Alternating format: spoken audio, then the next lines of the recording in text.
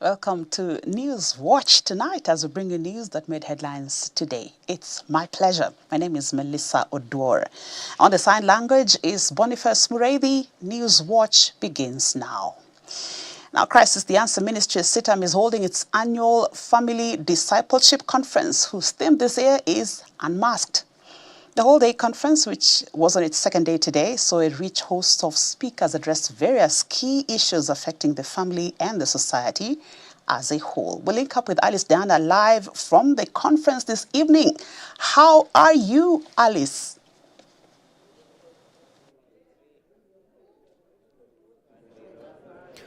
Well, Melissa, I can get you very loud and clear. I'm coming to you live from CITAM, Crisis Answer Ministries Valley Road Assembly, and the Family Discipleship Conference, which has entered its second day today, has just concluded not so long ago. And hundreds of Kenyans, of course, gathered right here at CITAM Valley Road to attend the meeting that kicked off yesterday at 4 p.m. But today the meeting kicked off at 8:30 a.m. with a plenary session, and later there were different workshops with different topics that were led by different speakers. But just before I tell you what the topics of the workshops were and who are the speakers, right now I am joined by the CITAM's Western Regional Overseer to tell us how this conference has so far impacted his life. Well, Reverend, if you can join me. Maybe just tell us your name, which CITAM assembly you lead, and how the conference has impacted you. Right. Then my name, of course, is Reverend Geoffrey Ongondo. I serve as senior pastor at CITAM Kisumu, and I also serve as the regional overseer of the Western region of CITAM churches. FDC 2025 is a great gathering. Our theme is Unmasked. And based on our annual theme, In Step with the Spirit, we are just discovering how, by the help of the Holy Spirit, a man, a woman can move away from pretensions and activities, but to authenticity. We are being unveiled, unmasked, to become more authentic and more so to fulfill God's purpose on our lives. Now, today, of course, being our second day, it's been a great day. This evening, we've just concluded a session that we are just learning from Bishop Shodanke from Sierra Leone. And of all the things that he's spoken about, the greatest things we find, and that has hit me hard most, is the idea about moving away from success to significance. Our lives, every day we run, we move, we go everywhere, we do many things, trying to get fulfillment through success, but no significance. But we realize if we if we focus on significance, then impact will impact the lives, will impact our nation, will impact the church, will impact society in a bigger way. And so therefore we are running away from not just going for success, but for impact. Thank you so much, Reverend. And I hope if you are at home there and you are yet to attend this conference, we still have 3 more days to go, on Thursday, on Friday, and on Saturday. So you are welcome to join this conference. As I had mentioned earlier, Melissa, it is that this conference kicked off yesterday at 4 p.m. with the presiding bishop of CITAM, that is Bishop Callisto Odede, being the keynote speaker, and he spoke on the topic Family in a Broken World. And today we did have also different workshops with different topics, and I would like just to mention what were some of the topics during the workshops and who led the workshops. We had a topic, we had divorce and remarriage, which was led by Reverend Callisto Odede. We also had caring for a sick spouse and aging parents, which was led by Reverend Grace Bukachi. We had the topic on financial stewardship at home, which was led by Elder David Tanki. And we also had succession. We had succession and inheritance, which was led by Lady Justice Hedwig Ogundi.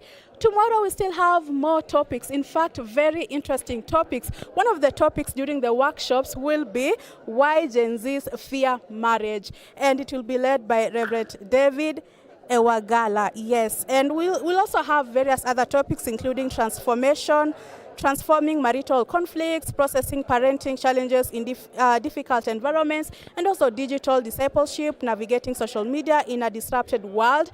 Also Friday, we still have more topics during the workshops. It is something that I bet you do not want to miss out. So if you're home there and you want to attend this conference, you can either come physically right here at CITAM Valley Road Assembly, or you can also follow live on our social media platforms. That includes Hope TV and CITAM online platforms, social media platforms, and also on Hope TV.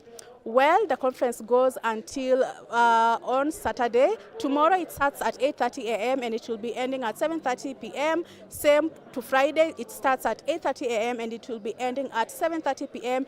And on Saturday, it will conclude with an ordination service. So you are all welcome. Well, that's it from me, Melissa. Back to you in studio. My name is Alice Diana. Great report there from Alice Diana at the Family Discipleship Conference 2025. Remember, you can catch a repeat of today's session on YouTube and join day 3 tomorrow. Family Discipleship Conference 2025 happening at CITAM Valley Road here in Nairobi. Moving on to other stories now, President William Ruto has warned that stern action will be taken against hospitals and individuals who have made attempts to siphon funds from the Social Health Authority, SHA. Addressing a delegation of 6,000 grassroots leaders from Kiambu County at State House in Nairobi, the president said the government will arrest and prosecute such fraudsters and charge them for whatever payments they have received for false claims. And as Alice Diana reports, she did this report earlier on, Ruto's remarks come at a time when there is public uproar over persistent fraud in the government healthcare schemes, with concerns of high bills to low-level hospitals and possible ghost facilities.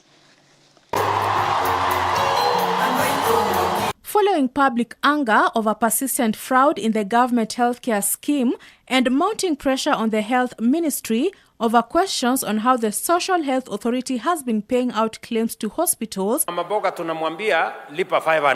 William Ruto now says action will be taken against hospitals and individuals who have made attempts to siphon funds from the Social Health Authority scheme, SHA. So far, the president said that more than 1,000 health facilities across the country have been closed over various financial malpractices. According to the president, the digitization of SHA operations has made it possible for the authorities to detect and track fake hospitals and fraudulent claims before they are paid. Ile wizi iliangusha NHIF mpaka kukua na madeni ya bilioni 30. Haiwezi kufanyika ndani ya SHA. We will make sure the digital system, the digitization process of SHA is what is making us to detect all the fraudulent claims, all the ghost hospitals, and all the fake patients that are attempting to carry out fraud in our health sector.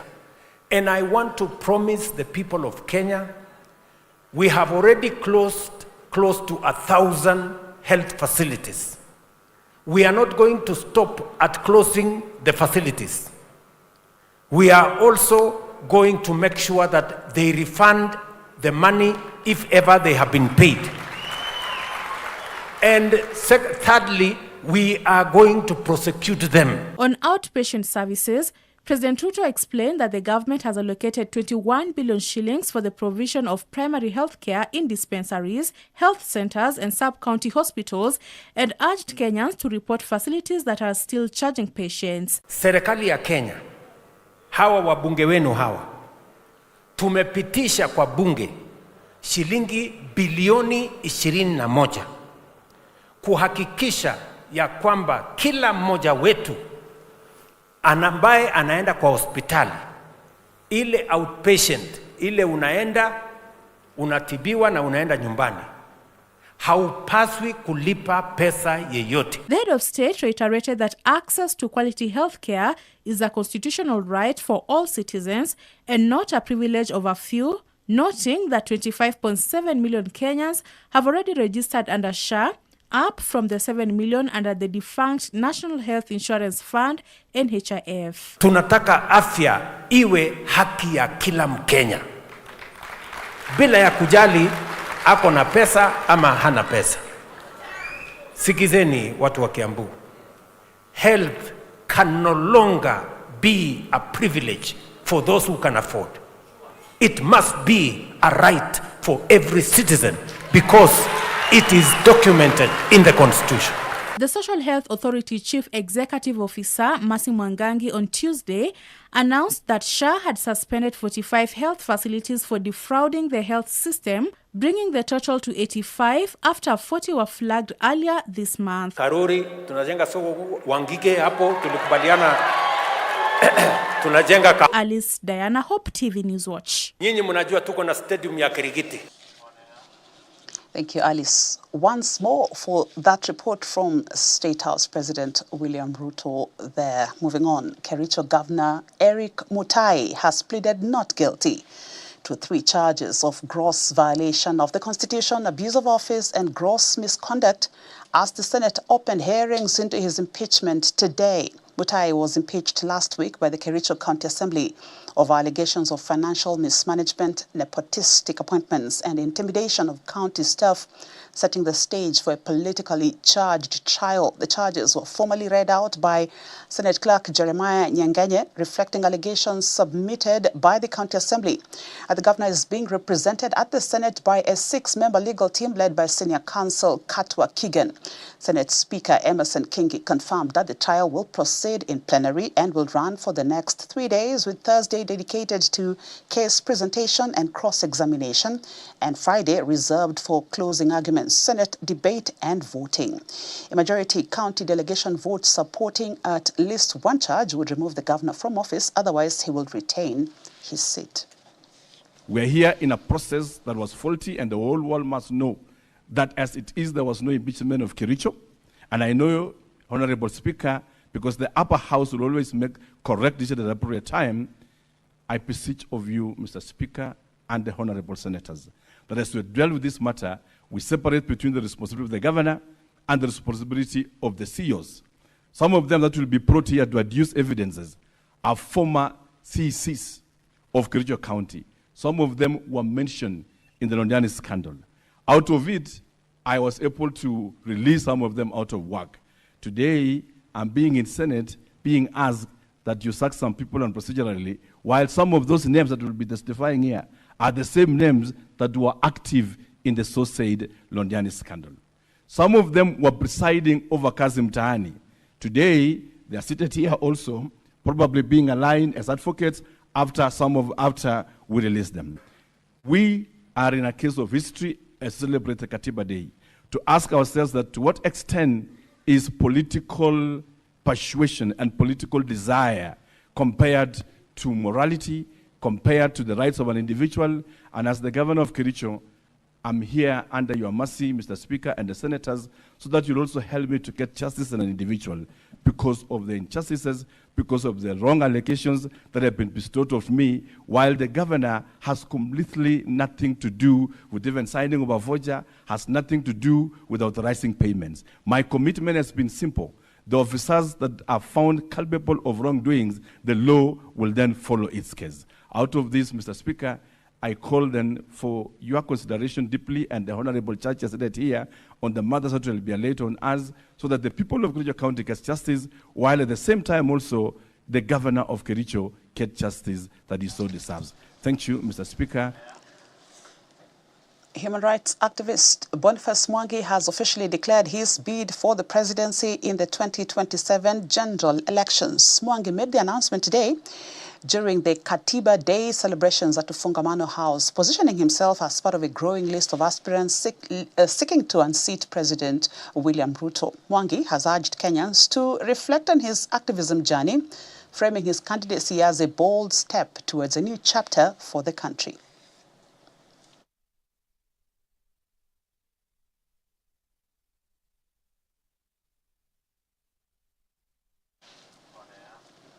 Now, there was drama outside Parliament precincts as former nominated Senator Gloria Oroba was blocked from accessing the buildings. Oroba had presented court orders reinstating her in the Senate. However, police officers, seemingly acting on orders, barred her from entering the Senate chambers. In videos circulating online, a frustrated Oroba confronted police security officers, insisting that she had every right to enter and daring them to arrest her.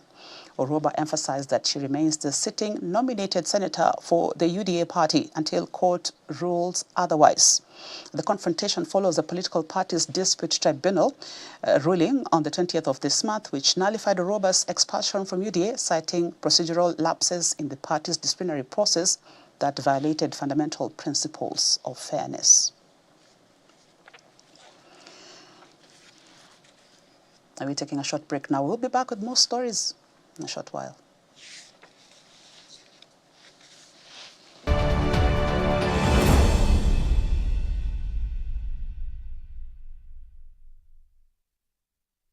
Get ready, family! From the 26th to the 30th of August 2025, something powerful is happening at Seaton Valley Road. It's the Family Discipleship Conference 2025. And everyone's invited. Parents, teens, youth, and even golden ages. This one's for you. Our theme this year is Unmasked, inspired by Galatians 5:25, a bold invitation to walk in step with the Spirit as a family and a generation.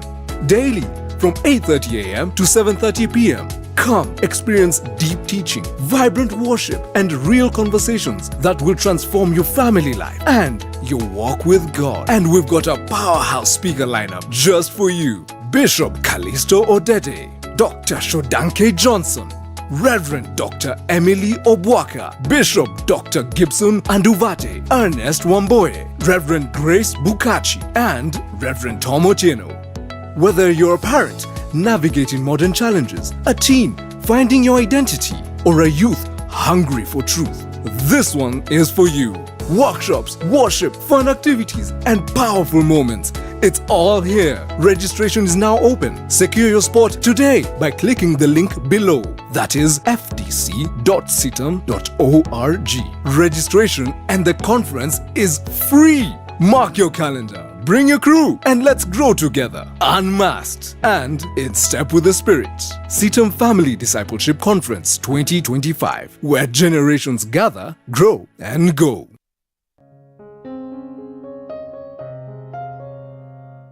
This week on Testify. God had assured us, light even from last year, we know the season we are entering into. We felt that this battle, just like Jehoshaphat's story, this battle belongs to God. There's some sense of revelation we had even in November, that actually this battle is not necessarily ours. This is God staging something. And we don't understand it. We also don't know. We are just subjects. But there's something that is, kind of bringing out of this. So our focus now was, especially around the March, we stopped praying for healing. We started thanking God for divine healing. Only on Hope TV. Look and live.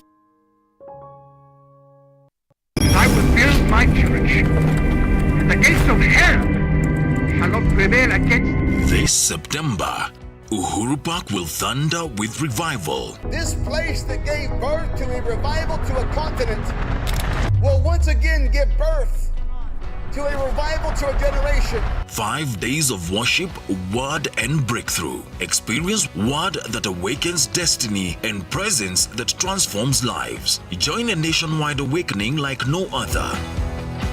Come as you are, seeking, believing, expectant. Rema Feast 2025. And so here it begins again from the 1st to the 5th of September 2025. Entry is free.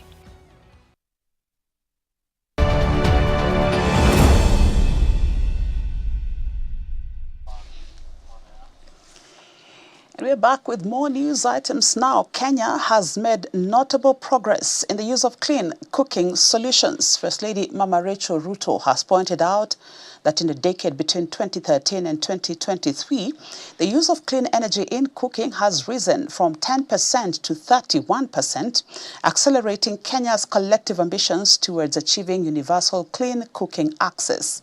by 2028. She was speaking at the 6th edition of the Clean Cooking Week at Karisa grounds in Kilifi town. Mrs. Ruto said Kenya's commitment extends beyond the borders and has issued a call to action for a clean energy transition to ensure clean cooking is about dignity and safety in the everyday lives of families. Speaking at the event, Energy Cabinet Secretary Opiyo Wandayi said President William Ruto is committed to transformative and holistic developments in every part of the country, citing the National Energy Policy, which recognizes clean cooking as a priority. On behalf of the people of Kilifi, I extend heartfelt thank you to the Minister of Energy and Petroleum for choosing our county as the home for the 6th annual Clean Cooking Week. This decision is a powerful demonstration to the strong collaboration between the national government and county governments. And it honors our shared commitment to a sustainable future. Energy is the engine that drives progress and prosperity in our communities, from the food on our tables to the health of our children, from the water we drink to the business we build. Clean energy is foundational to every aspect of our lives. Here in Kilifi, particularly in regions like Ganze and Magarini, our people are on the front lines of climate change. Our communities have faced the harsh realities of drought and unpredictable weather. Mama doing good in partnership with Cambridge and the Clean Air Africa Research Unit developed a training manual on household air pollution. Already, 4,000 women have been trained to champion clean cooking in their villages. But our dream is bigger. We seek to empower all community health promoters across Kenya to become ambassadors of clean cooking technologies. Our commitment extends beyond our borders.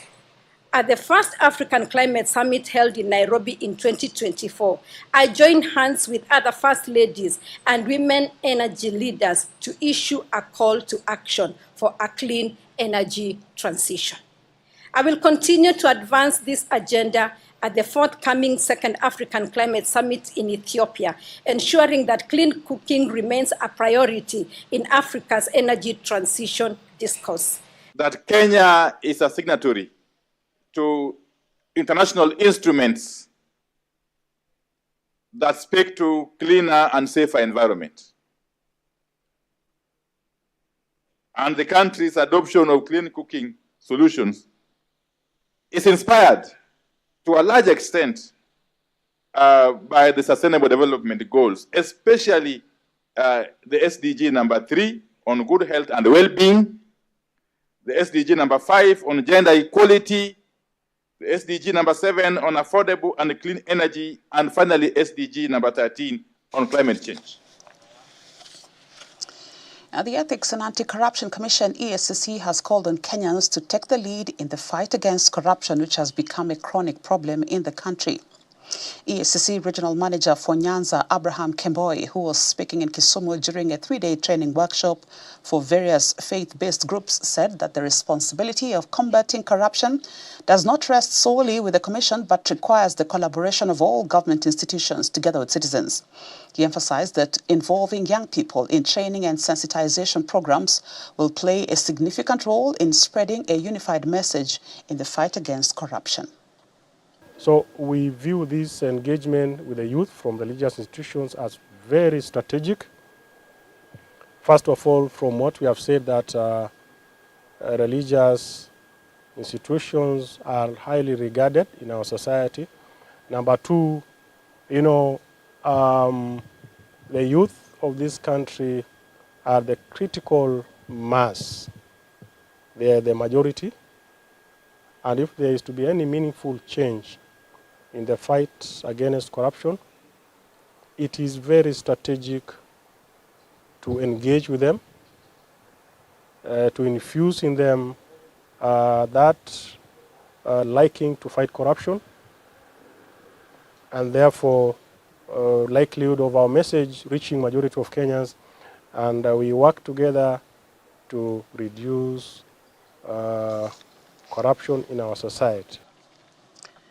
Over 60 families left homeless after devastating Darajambili fire incident that swept down their houses in Darajambili Market, Kitutu Central in Kisii, have received the much-needed reprieve from the office of the woman representative Doris Aburi.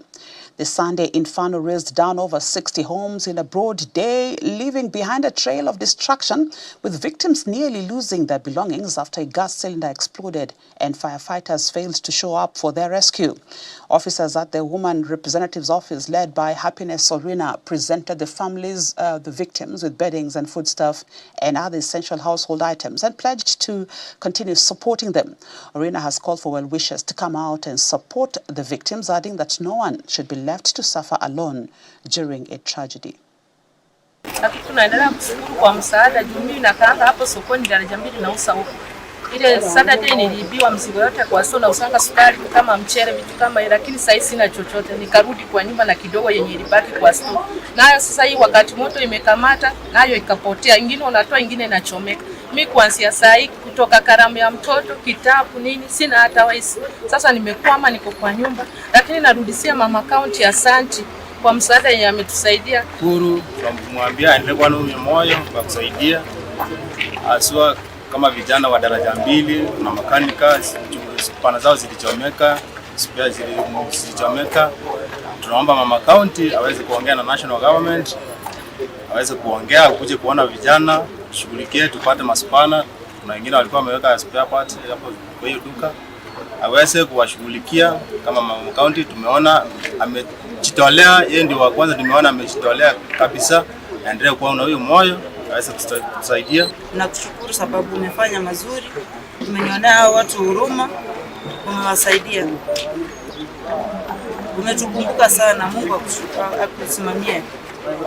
Kwa vile sasa tumechoka, hatuna la kusema, lakini tunashukuru sana yote yenye umefanya. Mungu aendelee kuwasaidia na bado mnaendelea kushughulikia. Na mimi nikumbuke kwa manyumba venye sina, venye natoa sina ya kusaidia watoto wangu saa hii, niko hivyo hivyo. Hata kukula ni shida, hatuna kitu chochote, hatuna. Tumelala kwa majirani kwa sababu hatuna msaada wote.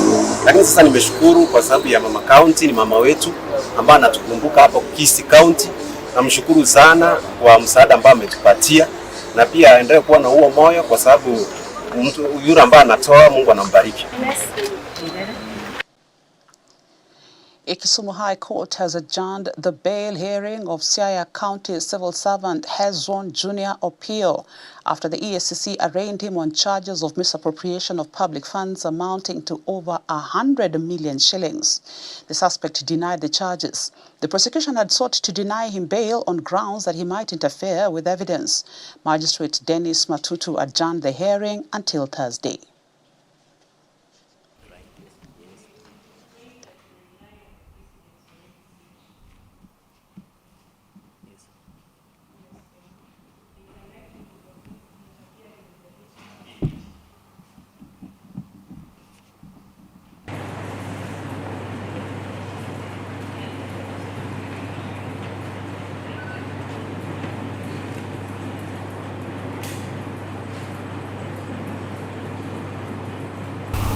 Having had the case this far and submissions on the bond, this court will retire to do a determination on the bond terms and preliminary directions on the conduct of this matter. I'll deliver my ruling tomorrow 9 a.m. in this very court. Let's be at 9. The accused shall be remanded at Kisumu Central Police Station.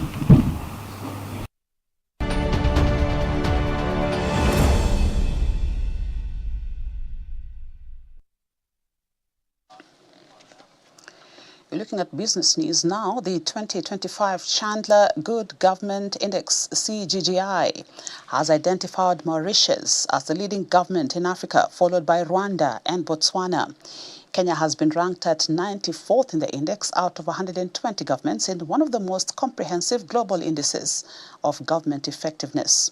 Overall, Mauritius is ranked at 51, while Rwanda is ranked at 59th. Rwanda and Tanzania have been lauded for improved digital governance reforms.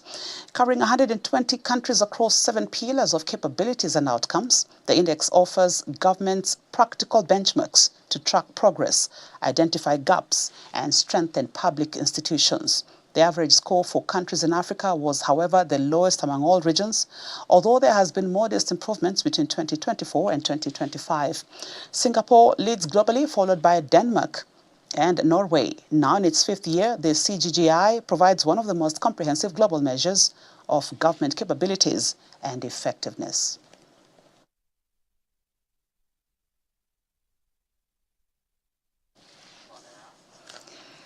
Safaricom has today hosted its inaugural Innovation Day in Nairobi under the theme Powering What's Next, AI, Resilience and Sustainable Innovation. The flagship event brought together at least 100 key decision makers, technology partners, and enterprise customers, aligning with Safaricom's vision to become Africa's leading purpose-led technology company by 2030. The forum showcased cutting-edge solutions in cloud, cybersecurity, IoT, and AI, reaffirming Safaricom's readiness to deliver secure, scalable, and future-proof digital solutions for businesses. According to Safaricom's acting Chief Enterprise Business Officer Franklin Okata, businesses are increasingly seeking trusted partners in digital transformation, noting that Safaricom aims to help enterprises become more resilient, competitive, and sustainable. Today we are hosting thought leaders within the ICT industry in the country, and we are showcasing some of our capabilities, but also sharing honestly and genuinely our journey from telco to techco. What are we showcasing today? We're showcasing our IoT and telematic capabilities. We're showcasing our MSOC, and that is Network Center, SNOC and SOC, including Security Operations Center capabilities. We're showcasing our ML and AI, machine learning and artificial intelligence capabilities. We are showcasing the solutions we offer as Safaricom Business from the Connect, Protect, Enable, and Transform pillar. We're also showcasing our digital engineering capabilities. As technology, we are here with you. We want to work with you. We're building platforms that are usable for internal use, but can also be used externally. And therefore, because we created ones, they'll be easy and cheaper. So please leverage on us.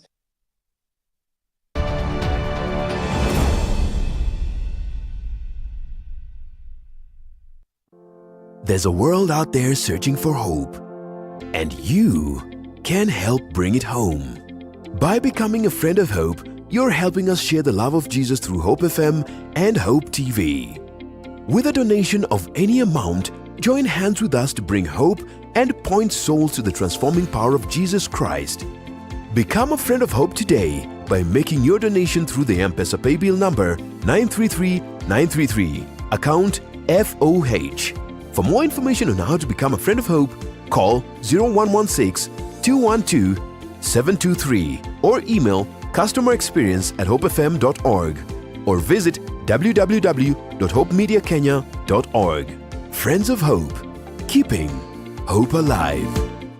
I will build my church, and the gates of hell shall not prevail against it. This September, Uhuru Park will thunder with revival. This place that gave birth to a revival to a continent will once again give birth to a revival to a generation. 5 days of worship, word and breakthrough. Experience word that awakens destiny and presence that transforms lives. Join a nationwide awakening like no other. Come as you are, seeking, believing, expectant. Rema Feast 2025. And so here it begins again from the 1st to the 5th of September 2025. Entry is free.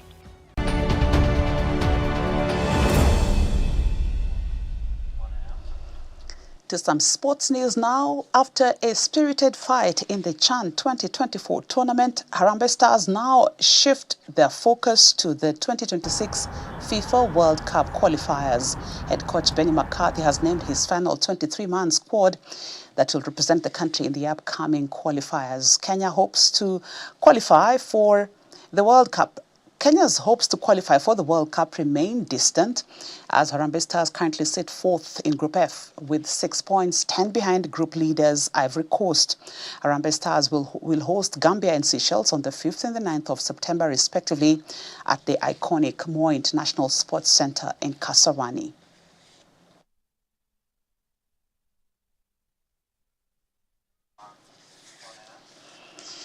Kenya's women's volleyball team Malkia Stars are out of the race for the World Volleyball Championships in Thailand after losing their opening 2 matches to Germany and Poland. With both sides winless so far, Kenya will face Vietnam in a dead rubber clash, while group leaders Germany and Poland, who have already sealed qualifications to the second round, will battle for top spot. Head coach Geoffrey Omondi says he is not satisfied with the result and is now backing his side to register a win in their final match against Vietnam. We were hoping to go for the 5th set, but unfortunately we didn't pick the 4th, so we could not go for the 5th. And that was our target, that if we could go for the 5th set, tungesukumana nao hata tuone kama tunaweza chukua hii game. Although we have learned a lot. Game haijakuwa rahisi. Game imekuwa poa, haijakuwa rahisi vile pa tumeng'ang'ana. Kenye tu imekuwa tu ngumu kidogo ni reception, pa tutang'ang'ana tu nayo. Alafu pia block yetu haijakuwa poa vile, pa tutang'ang'ana poa. I don't come here to say, I told you 2 days ago, we were aware it could be difficult. We came here prepared to do our best match. And when we were struggling, we were expecting that this could happen. This is also the reason that we didn't lose our mind, because we knew that this could happen with big respect, and we had just to stay there and to try to do our best again. Family Bank has partnered with the Administration Police Service, APS, through a 2 million shilling sponsorship to APS Bomet FC. The recently promoted team to the Kenya Premier League brings with it a strong community presence, boasting a loyal fan base of more than 35,000 and a 15,000-seat home stadium in Bomet. Speaking at the event, Family Bank CEO Nancy Njau emphasized the bank's commitment to social transformation through sport. The Deputy Inspector General of Police Gilbert Masengeli commended Family Bank for its commitment to supporting the service and communities through sports.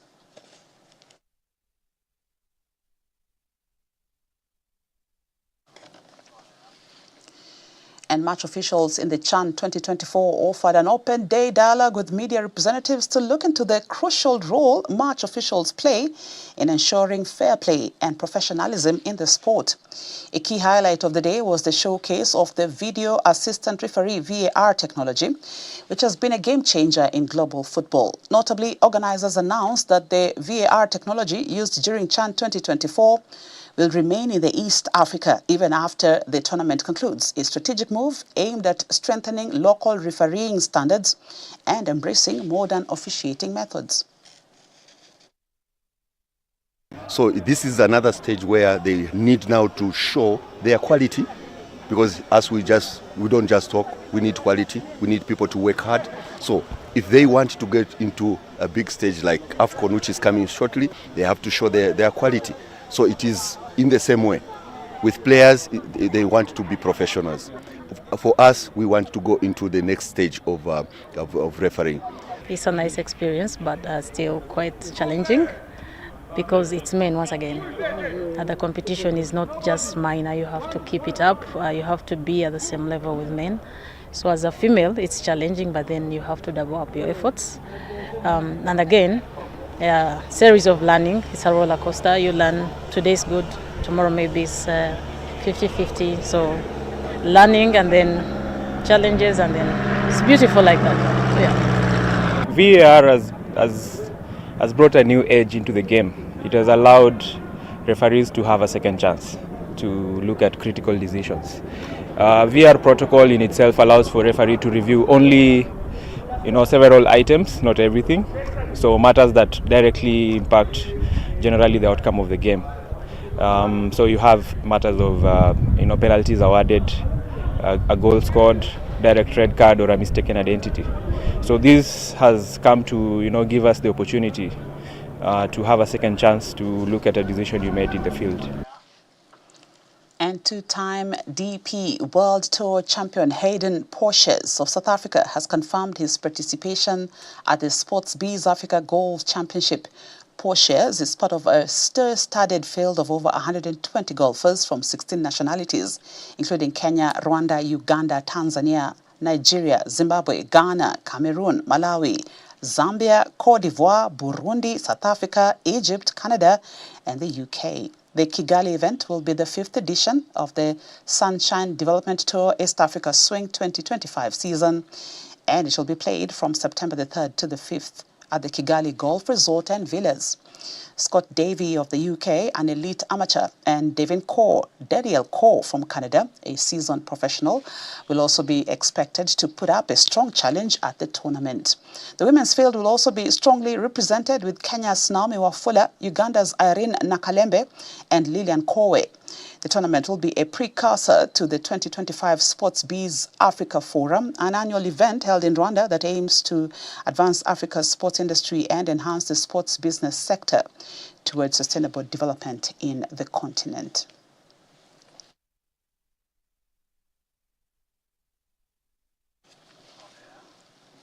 And that's how we come to the end of Newswatch. Thank you for your invaluable company as we brought you this newscast.